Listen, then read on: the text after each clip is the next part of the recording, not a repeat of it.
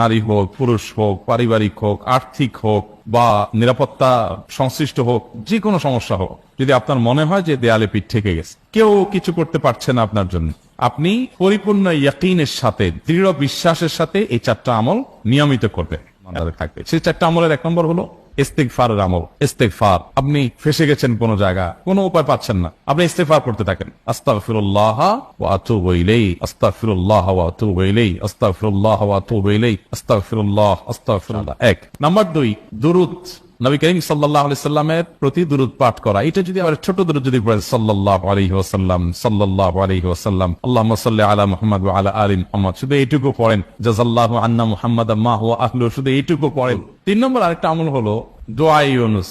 দোয়া ইউনুস, লা ইলাহা ইল্লা আনত সুবহানাক ইন্নী কুনতু মিনাজ জালিমিন। বেশি বেশি পড়তে থাকবেন, যখন বিপদে পড়বেন ইস্তিগফার আর দুরূদ পড়বেন সবচেয়ে বেশি, আর মাঝে মধ্যে দোয়া ইউনুস, লা ইলাহা ইল্লা আনত সুবহানাকা ইন্নী কুনতু মিনাজ জালিমিন। আল্লাহ সুবহানাহু ওয়া তাআলা কোরআনে কারীমে এই দোয়ার পরে বলেছেন ওয়া কাযালিকা নুনজিল মুমিনিন।